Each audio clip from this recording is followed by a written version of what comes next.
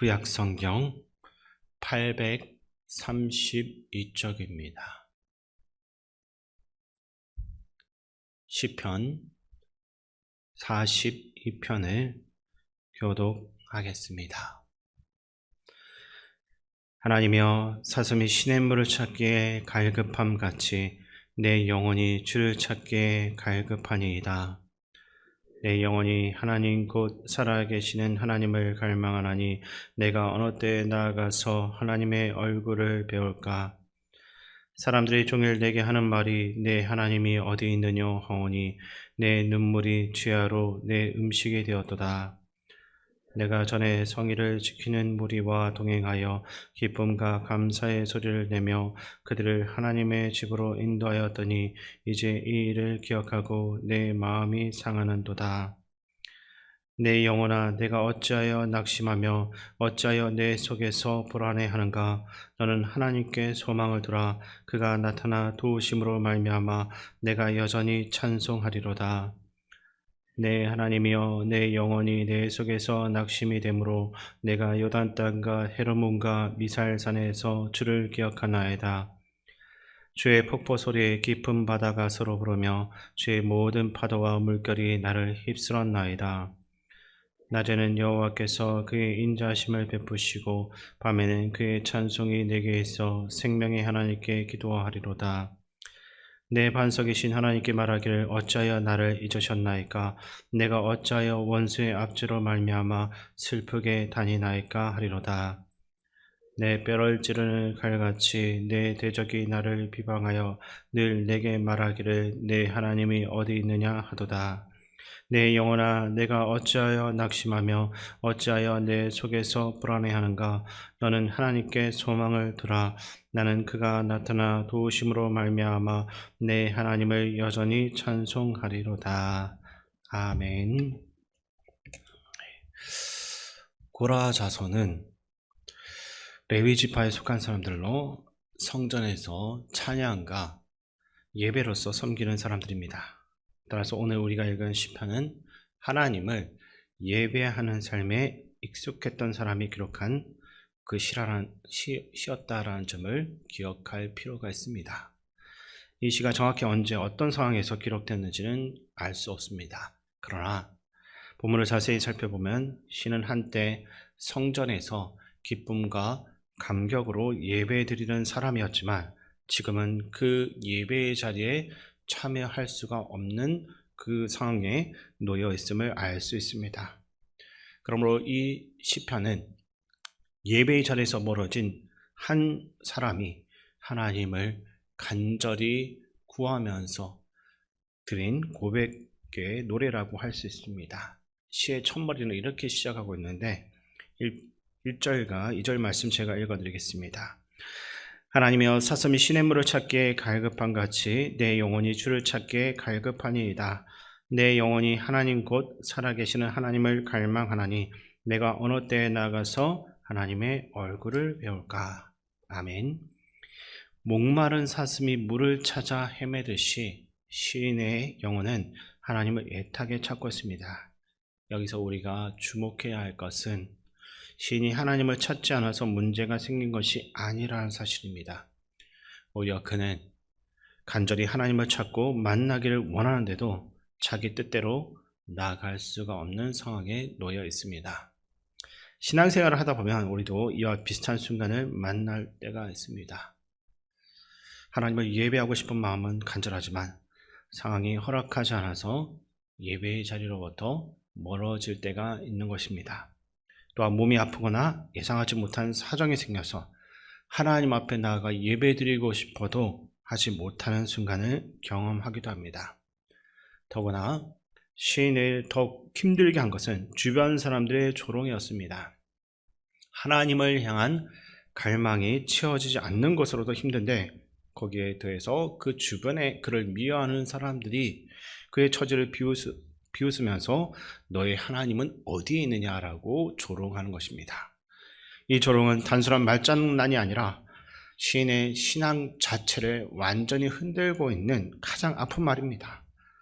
3절에서 내 눈물이 음식이 되었다라는 표현을 통해서 우리는 그가 얼마나 깊은 슬픔 가운데 있었는지 짐작할 수 있습니다. 이어서 시는 지나간 시절을 회상합니다. 4절 말씀을 제가 읽어드리겠습니다.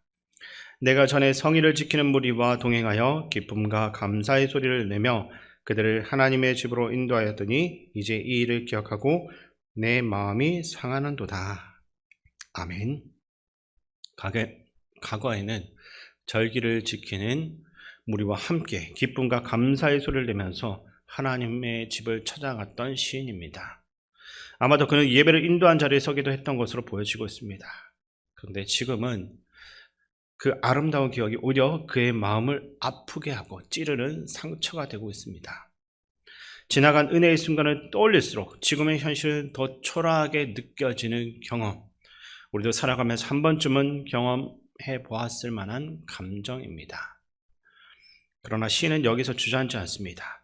5절을 보시게 되면 그는 낙심한 자신의 영혼을 향해 내가 어찌하여 낙심하며 어찌하여 내 속에서 불안해하는가? 나는 하나님께 소망을 두라. 그가 나타나 도우심으로 말미암아 내가 여전히 찬송하리로다 라고 노래하고 있습니다. 이 구절은 이 시편 전체에서 후렴처럼 반복되는 구절로서 11절을 보시게 되면 한 번 더 나오고 또 이어지는 시편 43편 5절에서도 동일하게 사용되고 있습니다. 시인은 자신의 감정을 그대로 따라가지 않고 오히려 자기 영혼을 향해서 말을 걸면서 소망을 들어하고 스스로를 다독이고 있습니다. 이것은 우리에게 매우 중요한 신앙의 태도를 보여줍니다. 신앙이란 한순간에 감정에 이끌려서 가는 것이 아니라 때로는 감정을 거스르는 일이 있더라도 하나님을 향한 그 믿음을 놓치지 않고 꼭 붙잡는 것이라 할 수 있습니다. 이제 시인은 자신이 처한 그 어려움 가운데서 다시 하나님을 찾아가고 있는데 6절 말씀을 우리 함께 읽겠습니다. 내 하나님이여 내 영혼이 내 속에서 낙심이 되므로 내가 요단 땅과 헤르몬과 미살산에서 주를 기억하나이다. 아멘. 여기서 언급된 요단 땅, 헤르몬, 미살산은 요단강의 물줄기가 시작이 되는 헤르몬산의 봉우리를 가리키고 있습니다. 성전에서 멀리 떨어진 낯선 곳에 있으면서도 시인은 그곳에서도 내가 하나님을 기억한다라고 말합니다. 다시 말해 시인에게 중요한 것은 자신이 어디에 있는가가 아니라 그곳에서 내가 하나님을 그리워하고 하나님을 생각하고 있다라는 겁니다. 이어지는 구절에서 시인은 자신의 고난을 물결과 파도에 비유하고 있습니다. 그는 자신을 덮치고 있는 고난이 마치 깊은 바다에 파도와 같이 몰려온다라고 느끼면서도 동시에 낮에는 하나님의 인자하심을 신뢰하고 밤에는 그 찬송으로 내가 기도합니다라고 고백하는 것입니다. 고난의 파도가 아무리 거세다 할지라도 그 가운데서도 하나님 앞에 나아가 그분께 간구하며 기도하기를 멈추지 않는 이 시인의 태도를 우리가 눈여겨보아야 합니다. 그런 가운데서도 시인의 마음속에는 여전히 잘 풀리지 않는 질문이 남아 있습니다. 9절과 10절에서 시인은 더 깊은 고통을 토로하고 있는데 원수들은 끊임없이 너의 하나님은 어디 있냐라고 조롱하고 있는데 그 말은 칼처럼 시인의 마음을 찌르고 후벼파고 있습니다. 하나님을 의지하는 사람에게 가장 큰 고통은 고난 자체보다 하나님의 침묵처럼 느껴지는 순간일 것입니다. 그래서 시인은 솔직하게 하나님께 어찌하여 나를 잊으셨나이까 이렇게 묻습니다. 이것은 불신앙의 표현이 아니라 오히려 하나님과의 깊은 교제와 그 관계 가운데서 나올 수 있는 정직한 부르짖음입니다. 원수들의 조롱은 여전히 계속되고 있고 그 말은 마치 뼈를 찌르는 칼처럼 그를 자꾸만 아프게 합니다.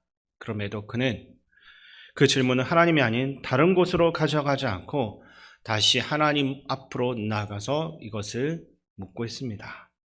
그리고 시편은 다시 한 번 더 처음과 같은 고백으로 마무리되고 있는데 11절 말씀을 우리 함께 읽겠습니다.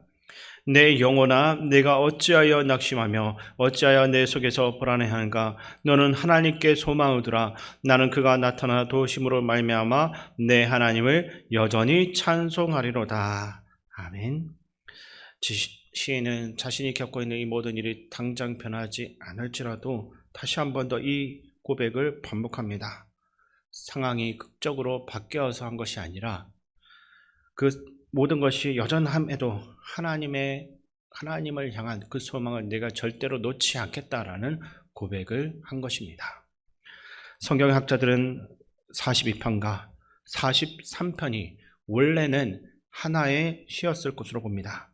42편에서 시작된 고백은 43편으로 이어지게 되면서 하나님께서 함께 하실 미래에 대한 소망의 노래로 발전하고 동일한 후렴 구절로서 마무리가 되기 때문입니다.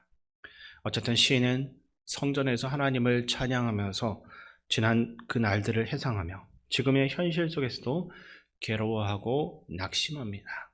그러나 그 끝에서 그는 다시 한 번 더 주를 향한 믿음과 찬양을 고백하고 있습니다. 우리 또한 살아가다 보면 이와 비슷한 자리에 설 때가 있지 않습니까? 지금 처한 그 상황이 예전에 누렸던 은혜로운 신앙의 자리와 너무나 달라서 마치 그 아름다운 시절이 완전히 부정당한 것처럼 느껴질 때가 있습니다. 그래서 어떤 사람들은 과거의 믿음을 하나의 그리운 추억으로만 간직한 채 오늘의 신앙은 흐릿한 상태에서 살아가기도 합니다. 그러나 믿음은 지나간 날의 이야기가 아니라 오늘 우리에게 실제하는 삶입니다. 본문의 시인이 그러한 것처럼 낙심하고 불안해하는 자리에 그대로 머물러 있는 것이 아니라 다시 한번 자신의 영혼을 향해 소망을 두라고 말해야 됩니다. 지금 내가 있는 곳이 어디이든 상황이 얼마나 어렵든지 하나님만을 바라보며 여전히 내가 그분만을 찬송하겠다라는 굳은 결단이 필요합니다. 성전에서 멀리 떨어진 요단 땅과 헤르몬 산에서도 시인이 하나님을 기억했던 것처럼 우리도 우리가 있는 그 자리에서 하나님을 기억하며 나아가야 될 것입니다. 어떤 상황에서도 어떤 자리에서도 오직 주님만을 찬양하는 그러한 삶이 될 수 있도록 또 그런 것들이 우리 모두의 고백이 될 수 있기를 주님의 이름으로 축원드립니다.